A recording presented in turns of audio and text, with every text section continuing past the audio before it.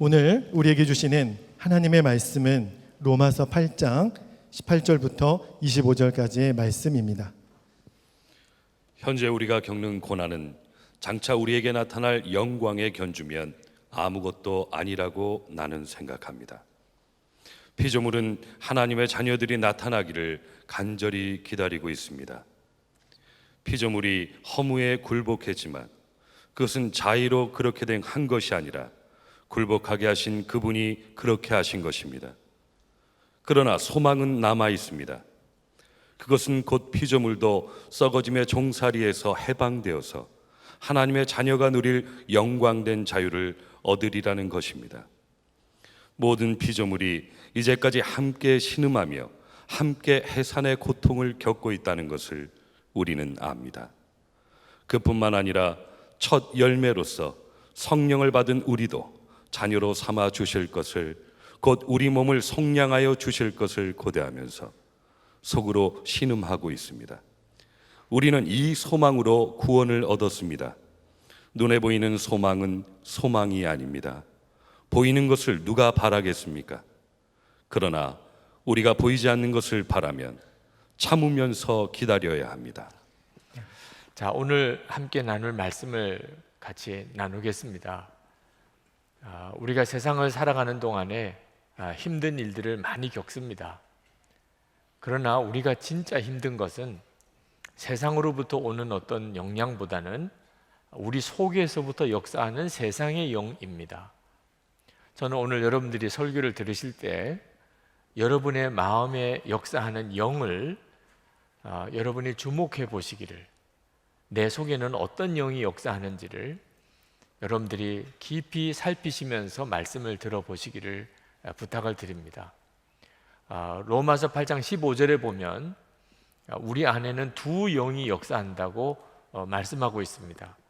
여러분은 또다시 두려움에 빠뜨리는 종살이의 영을 받은 것이 아니라 자녀로 삼으시는 영을 받았습니다.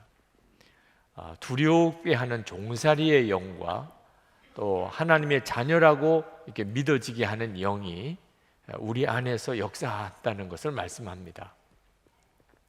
교회는 다니면서도 그 속의 중심에는 이 무서워하는 종살이의 영을 가지고 사시는 분들이 꽤 있습니다. 예수님께서 말씀하신 탕자의 이야기에 나오는 탕자가 그렇습니다. 아버지가 계십니다. 그 아버지는 사랑이 많으신 아버지십니다. 그런데 이 탕자는 스스로 생각하기를 나는 아버지의 아들이라고 말할 자격이 없어. 나는 그저 품꾼의 하나로 써주시기만 해도 좋겠어. 그런 마음을 가지고 아버지에게로 돌아옵니다. 지금도 오늘도 교회에 오셨지만 마음 속에는 그런 생각을 하시는 분들이 지금 이 자리에도 계실 겁니다. 하나님이 나를 기뻐하실까? 나를 알기는 아실까? 내가 그동안에 살았던 것, 내가 그동안 저질렀던 죄 때문에 하나님께서 내 기도는 들어주시지 않으실 거야.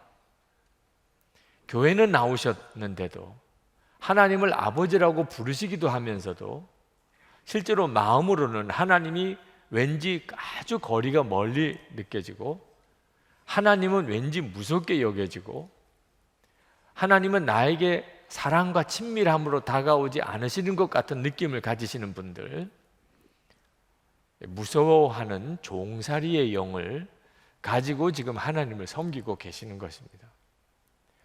여러분, 이 생각은 도무지 바꾸어지지 않습니다. 여러분이 이 생각을 내가 바꿔야 되겠다, 내가 이제 하나님을 아버지라고 생각해야 되겠다, 그러신다고 여러분이 하나님을 아버지라고 믿어지고 하나님이 친밀해지는 게 아닙니다. 오직 성령께서만 그 일을 하실 수 있습니다. 지금 여러분 안에 성령이 임하실 때만, 그분이 양자의 영이시기 때문에 여러분이 하나님이 아버지라고 믿어지고 하나님이 여러분에게 너무나 친밀하게 여겨지는 역사가 일어나게 됩니다. 그러므로 여러분이 하나님이 정말 아버지라고 믿어지지 않으시는 분, 또는 아버지라고 입으로 말은 하지만 실제로는 먹고 사는 걱정이 너무 많은 사람, 그럼 고하지요. 내가 내 생활을 책임져야 되는 사람, 내가 약하면 우리 가족 다 죽는 줄로 생각하는 사람, 실제로는 하나님이 아버지시고 나와 함께 계시다는 것을 안 믿는 거죠. 무서워하는 종살이의 영을 가지고 사는 겁니다. 이러신 분들은 성령님을 구하셔야 됩니다. 성령님께 구하셔야 돼요. 성령님, 제게 역사해 주옵소서. 성령님만이 여러분들로 하여금 먹고 사는 걱정에서 여러분을 해방시켜 주십니다. 아버지가 나를 책임져 주시니까, 나에게는 아버지가 계시니까 더 이상 먹고 사는 것 때문에 어떻든지 이 세상에서 성공해야 되겠다, 어떻든지 이 세상에서 내가 뭔가를 좀 움켜쥐고 살아야 되겠다 하는 염려가 내 속에서 떠나가게 됩니다. 성령께서 역사하시면 그렇게 됩니다. 이제부터는 하나님을 위해서 살고 싶어집니다. 그리고 다른 사람을 위해서 살고 싶어집니다. 이건 놀라운 기적입니다. 이 일을 이루실 분은 여러분 안에 역사하시는 성령님이십니다. 고린도후서 5장 15절을 보면, 그가 모든 사람을 대신하여 죽으심은 살아있는 자들로 하여금 다시는 그들 자신을 위하여 살지 않고 그들을 대신하여 죽었다가 다시 살아나신 이를 위하여 살게 하려 함이라. 살게 하려 한다 그랬습니다. 여러분들 보고 그렇게 살으라 그런 게 아니고 살게 될 것이라는, 성령님께서 그렇게 만들어 주십니다. 먹고 사는 걱정도 없고, 하나님이 내 아버지라는 게 진짜 믿어지면, 그러면 내가 이제부터는 하나님을 위해서 살아야 되겠다, 그리고 다른 사람을 위해서 살아야 되겠다, 그런 마음이 생기는 겁니다. 이 사람이 하나님이 아버지라는 것을 믿는 사람입니다. 성령님은 우리 안에 오셔서 또 놀라운 일을 하십니다. 그것은 고난이 두렵지가 않은 겁니다. 고난을 당하는 것이 오히려 기쁘게 만들어 주십니다. 그것은 우리 자신이 하나님의 상속자라는 사실이 믿어지고, 그리고 하나님의 나라의 영광을 보는 눈을 열어주시기 때문이에요. 여러분이 하나님의 상속자라면 거기에는 무슨 의미가 있는 겁니다.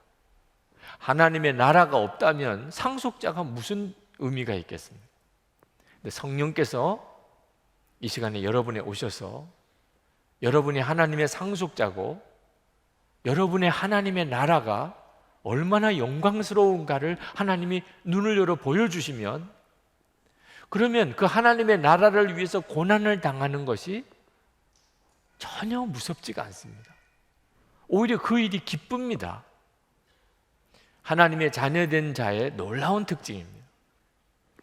18절 말씀에 현재 우리가 겪는 고난은 장차 우리에게 나타날 영광에 견주면 아무것도 아니라고 나는 생각합니다. 장차 우리에게 나타날 영광을 보는 눈을 열어주는 거예요, 성령님께서.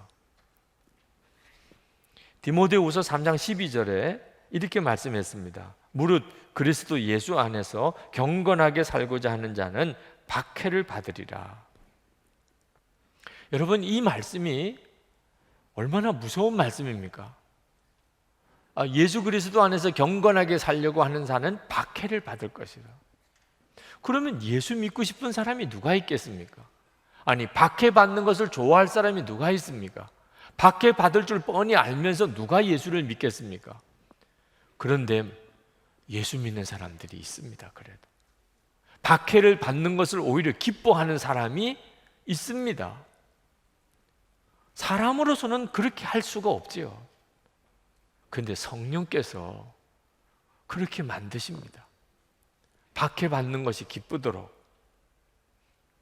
영생을 바라보는 눈을 열어주시기 때문입니다. 여러분, 고시생도, 지금 재수생도, 그리고 장교훈련 받는 사람,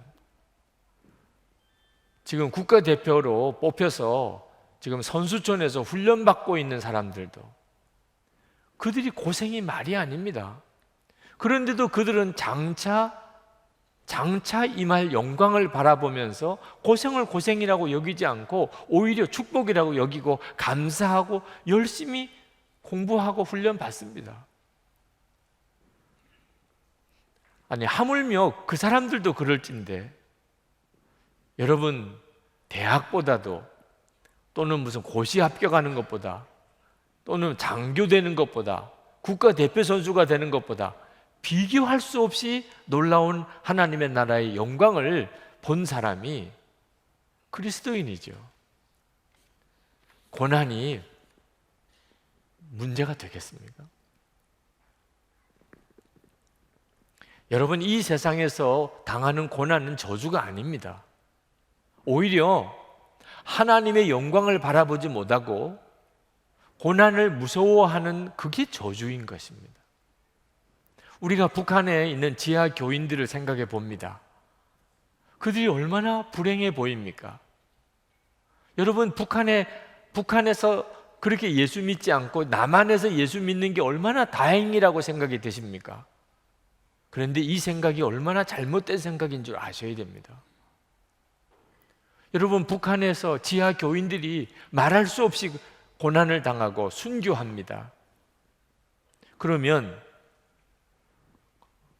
예수 안 믿고 그런 고난과 순교를 당하지 않는 그 사람들은 행복한 사람입니까? 영원한 지옥으로 가는데, 여러분이 만약에 북한에 가게 된다고 한다면 여러분은 예수 안 믿겠다고 하고 그러면 편안할 수도 있지요. 예수 믿는 사람들이 모이는 장소를 고자질하면 그러면 그쪽에서 잘 살 수도 있습니다. 여러분은 그렇게 하시겠습니까?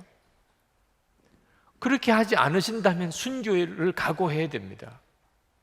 여러분은 어느 쪽을 택하시겠어요? 진짜 눈이 뜨이지 않으면 고난의 길을 갈 수가 없습니다. 그러나 진정한 하나님의 은혜의 눈이 열리고 나면 더 이상 고난은 고난이 아닙니다. 깨닫고 보면 북한에 있는 지하교회 성도들이 불행한 게 아닙니다. 그들은 행복한 사람입니다. 비록 이 세상 사는 동안에는 말할 수 없는 고난을 겪지만 그들은 영원한 하나님의 나라를 소유한 사람들입니다. 사실 여기 남한도 말입니다. 예수님을 진짜 잘 믿으려고 해보십시오. 정말 경건하게 살아보려고 해보십시오. 여기서도 고난이 옵니다. 그러니까 북한이나 남한이나 상관없이 순교를 각오하고 예수를 믿지 않으면 예수 잘 믿을 수가 없습니다. 그러니까 결단해야 됩니다. 그래서 우리 안에 오시는 성령께서 고난을 축복이라고 믿어지게 해주시는 것입니다. 제가 전도사 영성 훈련할 때 이제 막 목회를 시작하시는 분들입니다. 그분들에게 여러분들은 큰 교회 담임 목사가 되기를 위해서 기도하지 말고 하나님의 나라를 위해서 죽게 해달라고 기도하십시오. 여러분들은 아무도 안 가는 데가 있으면, 아무도 가기 싫어하는 데가 있으면 하나님 저를 보내주세요. 그렇게 기도하십시오. 그렇게 말씀을 전했습니다. 이제 막 목회를 시작하시는 분들에게, 그 전도사님들에게 너무 가혹한 이야기가 아닐까 하는 생각이 들 만한 이야기입니다. 제가 그분들에게 그렇게 이야기한 것은 저 자신이 지나고 난 다음에 깨달아지는 것이 있었기 때문입니다. 제가 처음부터 그렇게 기도했었다면 아마 저도 살고 교회도 살리고 하나님 앞에 더 중요하게 쓰임을 받을 수 있었을 것입니다. 그걸 너무 늦게 깨달은 것입니다.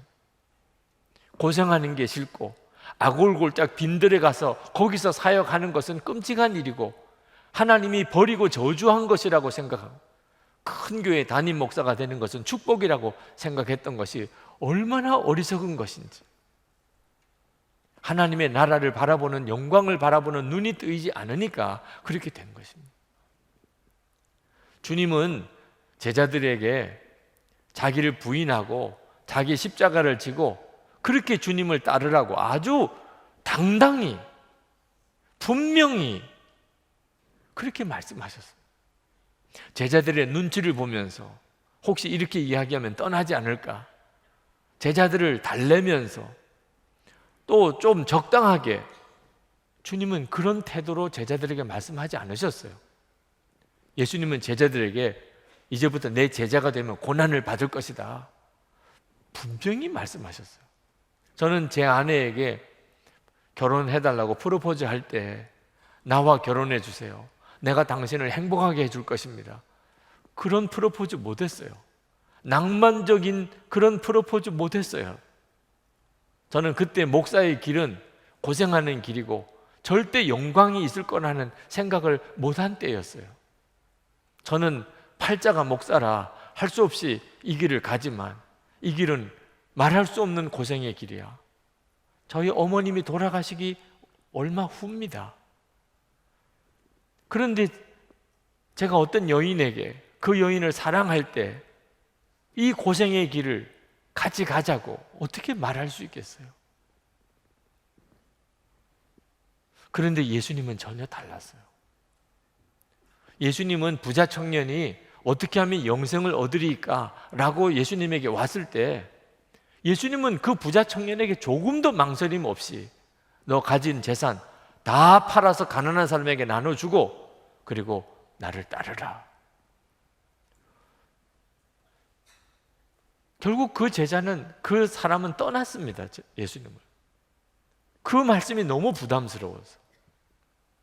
아니, 예수님께서 조금 적당하게 이야기하실 수도 있잖아요. 뭐 반만 바치라고 할 수도 있잖아요. 10분의 1만 바치라고. 그냥 마음의 정성이라도 표현해야지. 뭐 이런 식으로 다투거릴 수도 있잖아요. 주님은 그렇게 안 하셨어요. 예수님께서 왜 그 제자에게, 그 사람에게 그렇게 했느냐? 사랑했기 때문에 그랬다고 그랬습니다. 예수님은 분명하게 아셨던 거예요. 자기를 부인하고 그리고 십자가를 지고 고난의 길을 가는 것이 축복이라는 사실, 그 길이 진짜 그 사람에게 복된 길이라는 걸 예수님은 너무나 잘 아셨어요. 이 세상의 전부가 아니고 하나님의 나라의 영광을 아시는 주님은 정말 그러셨어요. 우리 안에 오시는 성령님도 똑같이 그렇게 하십니다. 그러므로 고난이 너무 무섭고 박해를 받는다는 게 너무 끔찍하게 생각되시는 분, 여러분 안에 무서워하는 종살이의 영으로 여러분이 신앙생활하고 있기 때문에 그런 것입니다. 그게 무서운 거예요.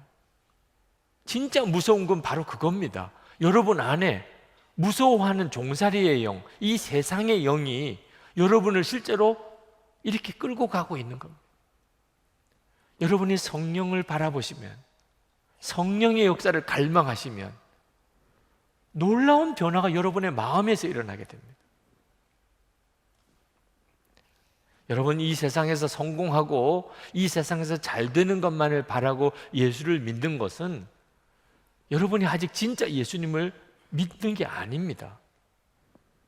여러분이 예수님을 믿는 순간에 이미 여러분은 완전히 행복한 사람입니다. 예수님을 믿는 순간에 말입니다. 여러분 모든 죄가 사함을 받고, 그리고 여러분이 의롭다고 인정받고 하나님의 자녀가 되고 지옥에 갈 수밖에 없는 사람이에요. 그리고 여러분 속에 주 예수님이 임하시고 여러분이 영생을 얻었습니다. 그렇다면 무엇이 더 필요합니까? 진짜 예수님 한 분이면 이제 충분하잖아요. 예수 믿을 때 여러분에게 주어지는 은혜요, 축복입니다.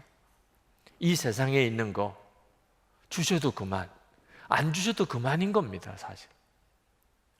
이제는 진짜 주님을 위해서만 살고 싶습니다. 성령께서 그렇게 만드십니다. 오늘 이 시간에도 예배를 드리실 때 여러분 안에 성령님께서 그렇게 여러분에게 역사하시고 계십니다. 성령님께서 역사하시는 것은 또 하나 있습니다. 그것은 우리로 하여금 기다리는 사람이 되게 하는 것입니다. 19절 말씀에 보면 모든 피조물은 하나님의 자녀들이 나타나기를 간절히 기다리고 있습니다. 그렇게 말씀하고 있습니다. 여러분, 이 세상에 있는 모든 자연의 피조물들이 다 우리 주님의 날이 임하기를 기다리고 있다는 겁니다. 그것은 아담과 하와가 선악과를 따먹고 타락했을 때 이 세상에 있는 모든 피조물도 다 저주를 받았습니다. 우리가 눈에 보기에 이 세상 자연이 여전히 지금도 좀 아름다워 보이고 또 어떤 때는 정말 너무나 정말 웅장해 보이고 멋있어 보이지만 이 자연 속으로 들어가 보면 그들은 썩어짐의 고통을 당하고 있습니다. 그 속에 들어가면 다 죽어가는 고통이 있습니다. 모든 피조물들이 다 고통 중에 있습니다. 완전한 자연이 아닙니다. 하나님이 창조하셨을 때 그때 그 모습이 아닙니다. 그러므로 이 피조물들이 주의 오심을 기다리고 있는 겁니다.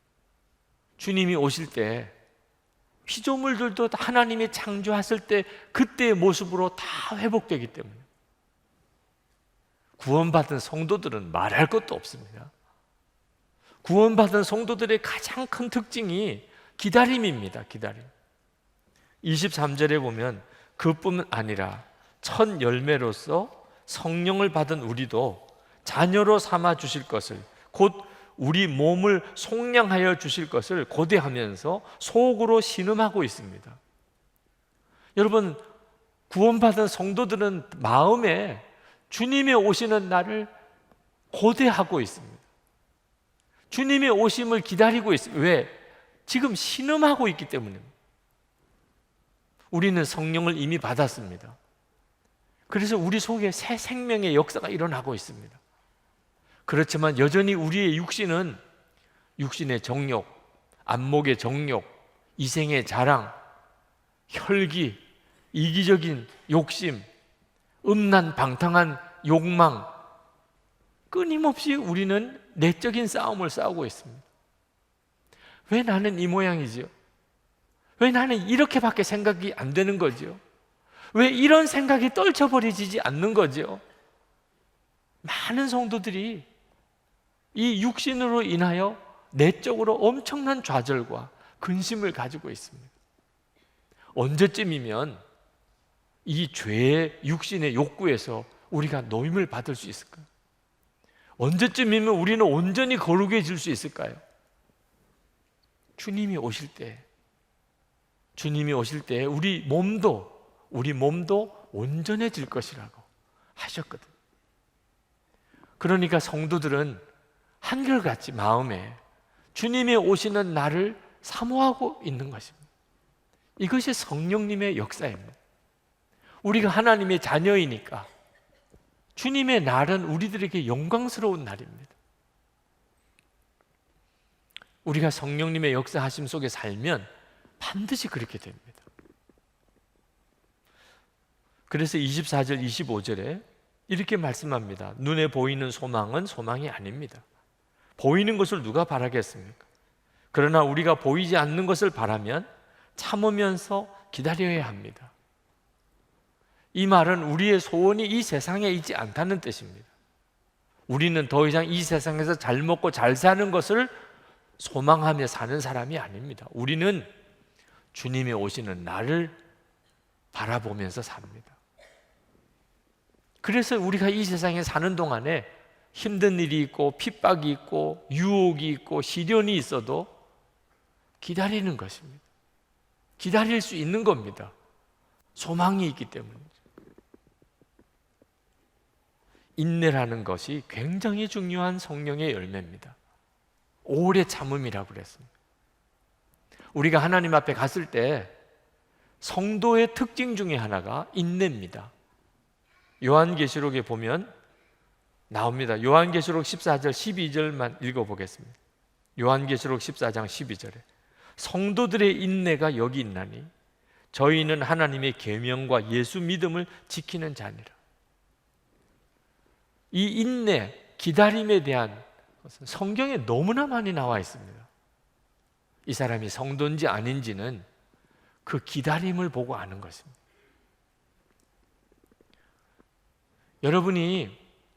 여러분 속에 하나님의 나라에 대한 기다림이 얼마나 중요한 건지 인생을 보는 눈이 새로워져야 비로소 온전히 깨달아집니다.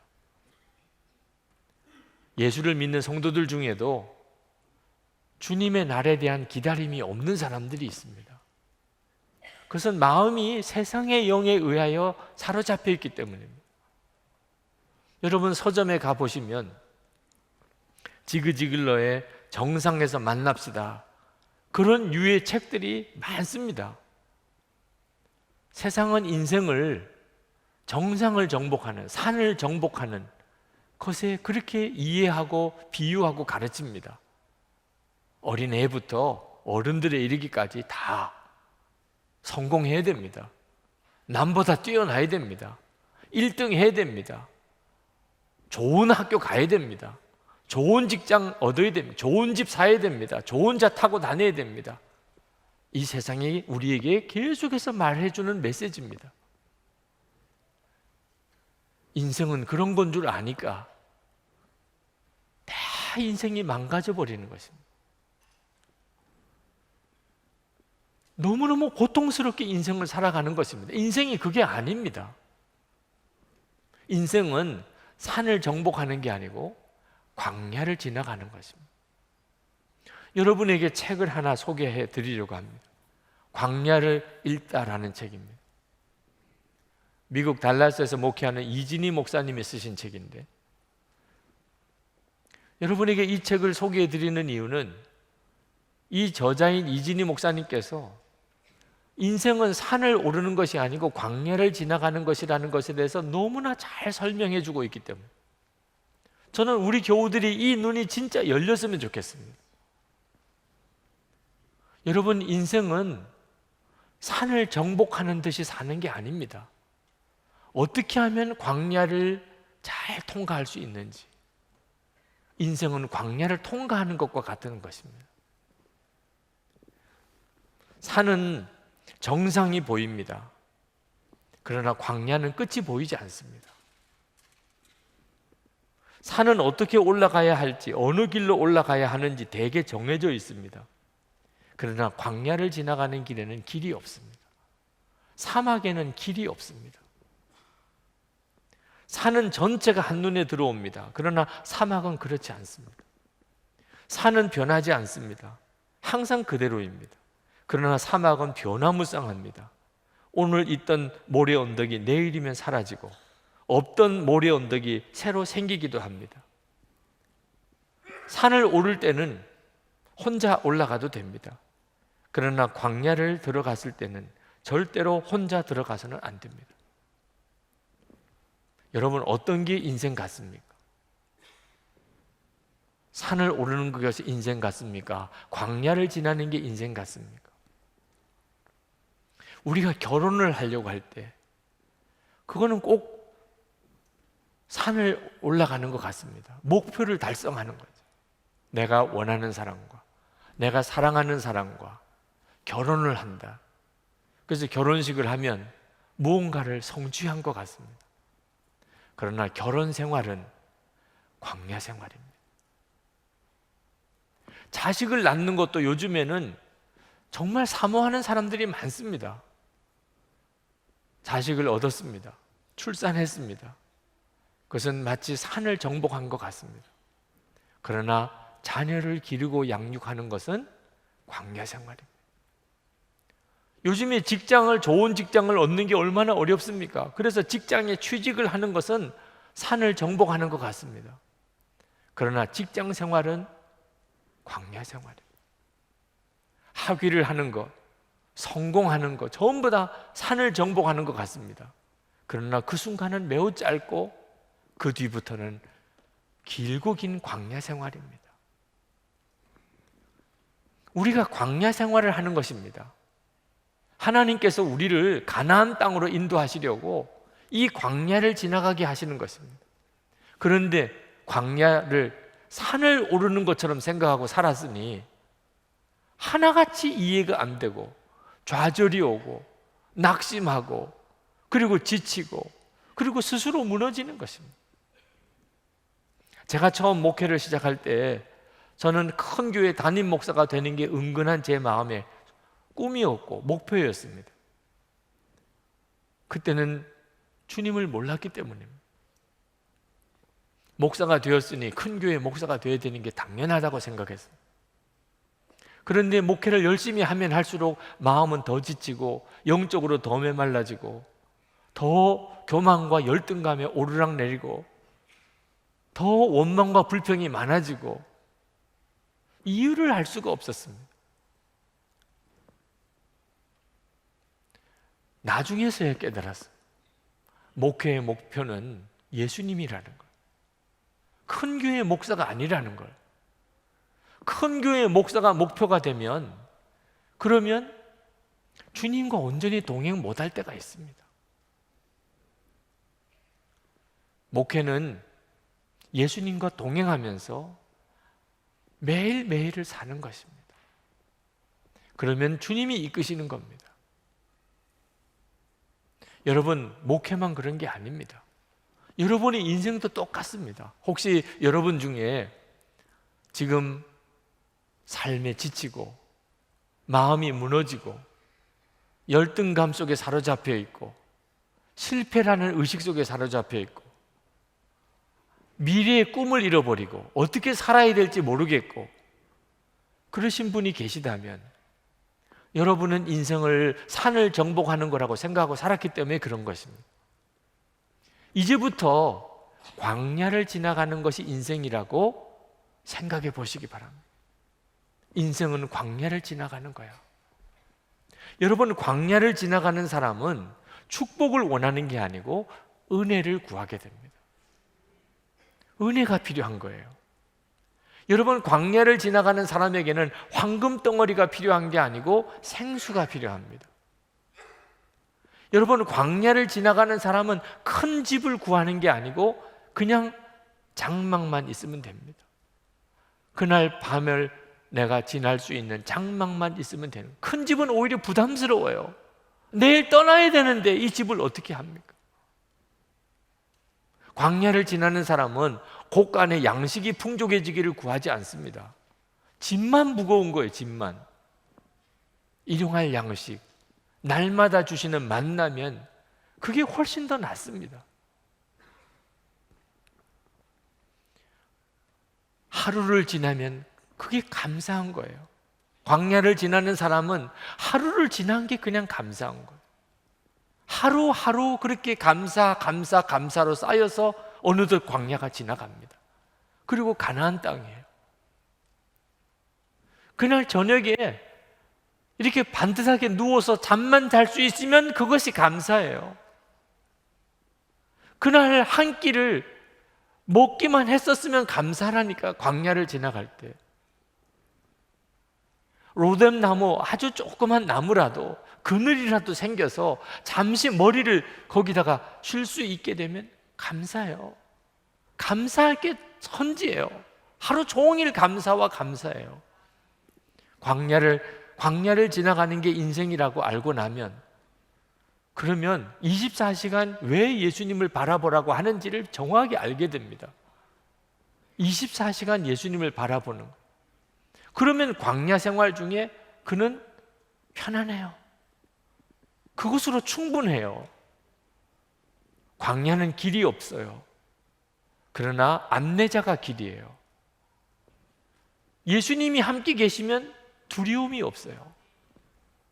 왜 그렇게 성경을 읽고 묵상하라고 하는지, 왜 그렇게 교회 공동체가 중요한지, 산의 정상을 정복하려고 하는 사람에게는 다 경쟁자입니다.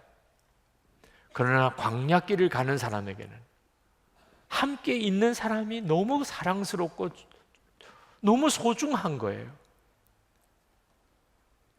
교회 공동체가 얼마나 중요한지 모릅니다. 여러분의 인생은 하나님께서 가나안 땅에 들어가게 해주시기를 바라면서 하나님이 인도하시는 거예요. 그걸 기다리는 겁니다. 하나님이 여러분에게 이제 가나안 땅을 주실 거예요. 그것을 기다리면서 날마다 주님과 동행하는 것입니다.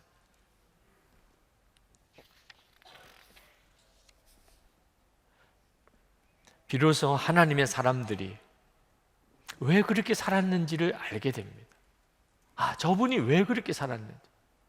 여러분, 손양원 목사님 잘 아시는 분이니까 예를 들어 보겠습니다.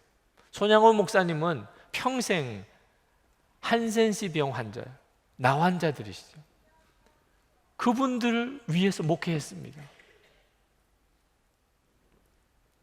일제시대 때 6년 동안 감옥살이 했습니다. 신사참배 문제 반대할. 여순 반란 사건 때 두 아들 공산당에게 총살당했습니다.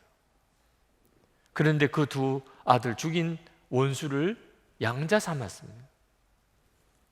손양원 목사님은 도대체 어떻게 되신 분이길래 이렇게 살 수 있었습니까? 손양원 목사님이 주의 날의 영광을 바라보는 사람이었거든요. 기다림이 있는 사람이었습니다. 손양원 목사님이 지으신 복음성가가 하나 있습니다. 주님 고대 갑니다. 낮에나 밤에나 눈물 머금고 내 주님 오시기만 고대합니다. 가실 때 다시 오마 하신 예수님, 오 주여 언제나 오시렵니까? 고적하고 쓸쓸한 빈 들판에서 희미한 등불만 밝히어 놓고 오실 줄만 고대하고 기다리오니 오 주여 언제나 오시렵니까? 먼 하늘 이상한 구름만 떠도 행여나 내 주님 오시는가 해 머리 들고 멀리 바라보는 마음, 오 주여 언제나 오시렵니까? 내 주님 자비한 손을 붙잡고 면류관 벗어들고 찬송 부르면 주님 계신 그곳에 가고 싶어요. 오 주여 언제나 오시렵니까? 신부되는 교회가 흰옷을 입고 기름 준비 다 해놓고 기다려오니 도적같이 오심하고 하신 예수님, 오 주여 언제나 오시렵니까? 천년을 하루같이 기다린 주님, 내 영혼 당하는 것 볼 수 없어서 이 시간도 기다리고 계신 내 주님, 오 주여 이 시간에 오시옵소서. 손양원 목사님 안에 계신 성령께서 손양원 목사님에게 계속해서 바라보아야 될 걸 바라보게 하신 겁니다. 주님의 날의 그 영광을. 그러니까 손양원 목사님이 그렇게 살아가신 거예요. 오늘 이 시간에 여러분들에게 여러분의 심령 속에 역사하는 영을 한번 분별해 보기를 제가 말씀드리고 싶습니다. 여러분의 속에는 어떤 영이 역사하고 있습니까? 혹시 무서워하는 종살이의 영으로 아직도 살고 계시지는 않습니까? 그 돈 걱정하느라고 먹고 사는 그 걱정 때문에 한 번도 누군가를 제대로 사랑해 준 적도 없고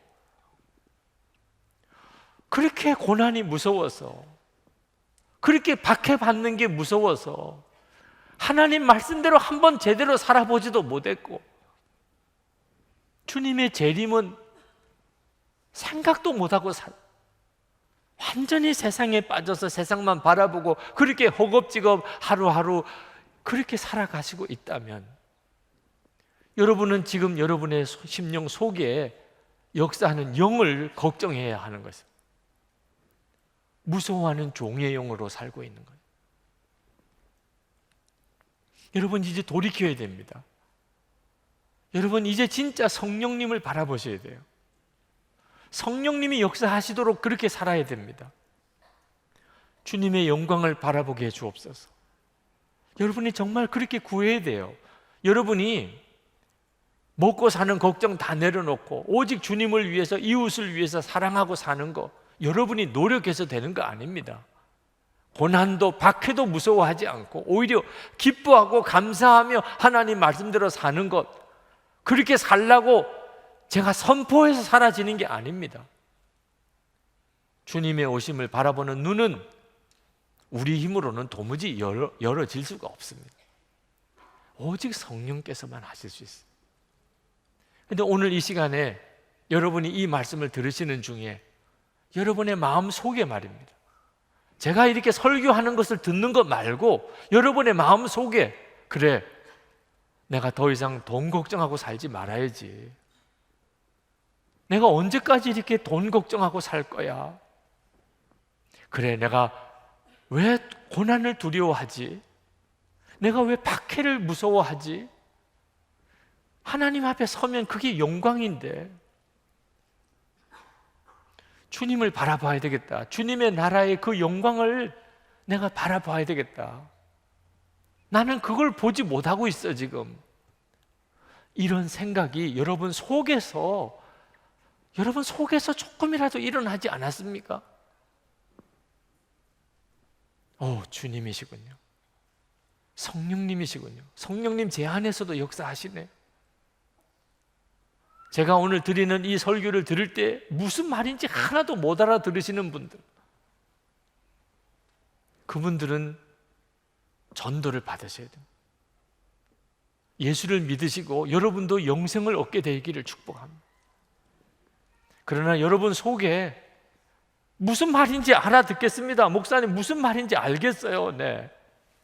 그러신 분들은 이미 여러분 안에 성령님이 역사하신 분들, 성령님이 계시니까 은혜가 깨달아지는 거죠. 그분을 따라가셔야 돼요. 그 성령님을 따라가셔야 돼요. 오늘 이 시간 성령님 내게 역사해 주십시오. 더 충만하게, 더 강하게 주님 역사해 주십시오. 그렇게 기도하실 수 있게 되기를 바랍니다. 이 시간에 우리 같이 기도하겠습니다. 여러분, 성령님을 따라가셔야 됩니다. 세상의 영에 사로잡히시면 안 됩니다. 성령님, 제게 더 충만해 주소서. 성령님, 제 마음과 생각을 바꾸어 주소서. 제 눈을 열어 주소서. 성령의 역사하심을 믿습니다.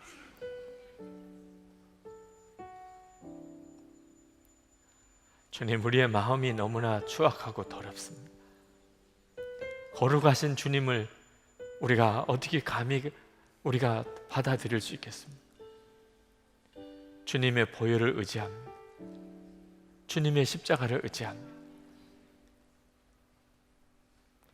성령님, 사랑하는 성도들의 마음의 심령을 만져주소서. 귀머거리 된 귀를 주님 이 시간에 고쳐주소서. 성령의 음성을, 성령의 말씀을 들을 수 있게 해주소서.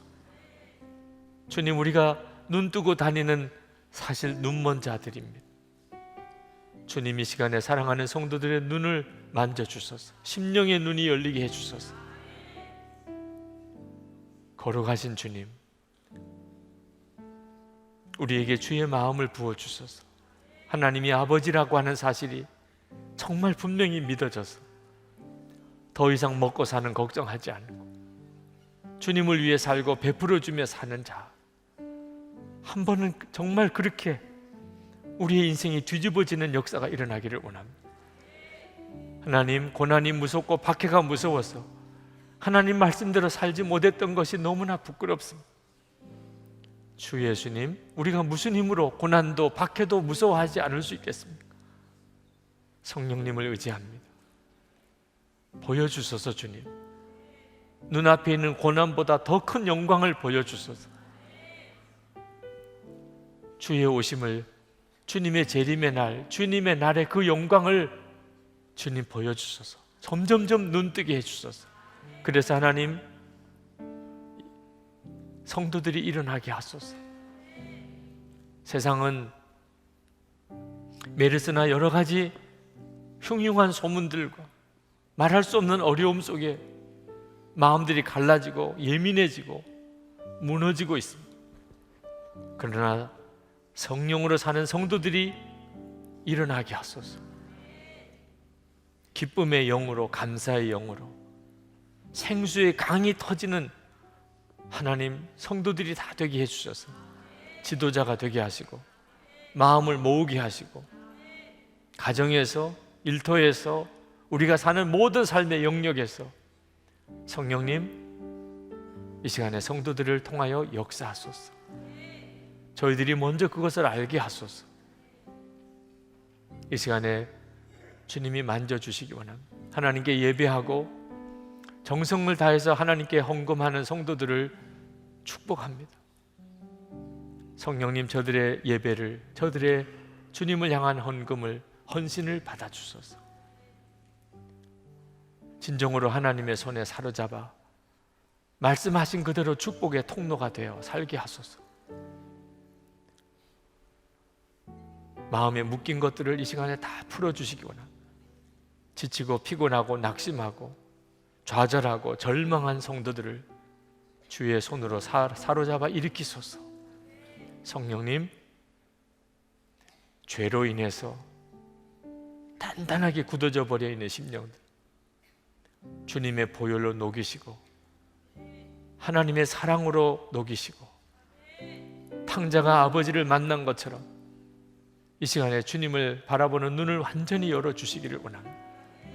주 예수님, 북한에 있는 동포들을 위해서 기도합니다. 생명의 복음, 하나님의 사랑이 그곳에도 전해지게 하시고 세계 열방에 나가 있는 선교사님들을 이 시간에 주님의 손에 부탁합니다. 하나님의 놀라운 은혜로 지금도 붙잡아 주시고 오늘도 섬기는 그 교회에 하나님의 부흥이 일어나게 해 주시옵소서. 감사합니다. 병든 이들을 주님의 손으로 고치시고 가정가정에 하나님의 은혜의 회복을 주시고 성도들의 기업에 하나님께서 부으시는 은혜와 복이 충만하게 임하게 하옵소서. 예수 그리스도 이름으로 간절히 기도합나이다. 아멘.